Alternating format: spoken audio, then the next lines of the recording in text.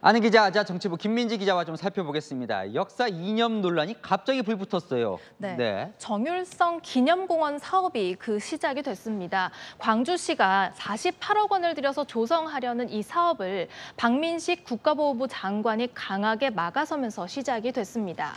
박 장관이 지난 22일에 올린 글을 한번 보시죠.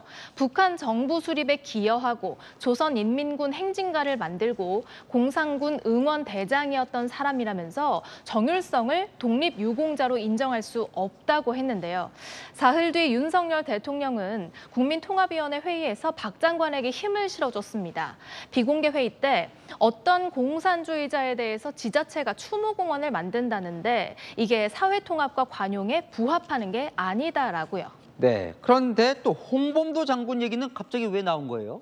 이게요, 돌발 상황적 측면이 좀 있습니다. 육군사관학교가 교내에 설치된 홍범도 장군 등 독립영웅 5명의 흉상을 철거하는 논의를 그동안 해오기는 했지만 지난주 국회 질의 과정에서 장관의 공개 발언으로 돌연 이슈가 된 겁니다.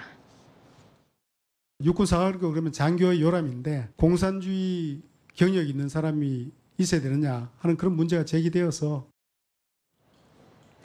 야권은 물론 문재인 전 대통령까지 숙고해달라고 가세하면서 논쟁이 확전이 됐고요. 이종찬 광복회장까지 강하게 반발하면서 논란에 불이 붙은 겁니다. 지금 김 기자가 이 돌발 상황이라고는 했지만 어쨌든 육사 이전은 추진을 하는 것 같아요. 왜 굳이 이 육사에서 빼려고 하는 거예요? 일단 대통령실과 여권을 좀 취재해보면 대략 2가지 이유가 나옵니다. 먼저 홍범도 장군이 독립전쟁 영웅은 맞지만 레닌이 이끌던 소련 공산당에 입당한 인물을 육군사관학교의 모범 사례로 두는 건 적절치 않다는 이유가 첫 번째입니다. 우리 대한민국의 엘리트 군 장교를 육성하는 그 곳에는 맞지 않는다는 거죠. 두 번째는요, 전 정부 지우기 차원의 측면도 있습니다.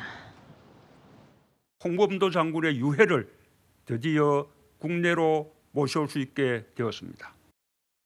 홍범도 장군 들어올 적에도 굉장히 거창하게 행사를 했잖아요. 그러면서 곳곳에 막 홍범도 흉상이 들어서고 정치권에 제대로 또 우리 언론이 국민들 앞에서 제대로 논쟁을 안 했다. 그런 면에서 한번 걸러보자. 그런 뜻이라고 보는 게 맞지 않느냐. 문재인 정부 당시 홍범도 장군 유해 봉한식을 치렀고 육사 내에 홍범도 장군의 흉상이 세워진 것도 문재인 정부 때였죠. 공산당 가입 전력이 있는 인물을 확 키운 전 정부의 의도를 따져봐야 한다는 겁니다. 참 이 이념 논쟁이 또 총선까지 앞두고 있어서 더 논란인 것 같습니다. 네, 그래서 정리가 좀 쉽지는 않은데요. 정율성 기념공원의 경우 정부 차원에서는 무슨 수를 써서라도 건립을 막겠다고 하고 있습니다. 반면 홍범도 장군의 경우 독립운동가 활동까지 부정하는 건 아닙니다. 그래서 독립기념관으로 옮기는 게 더 적합하지 않냐고 하는데요.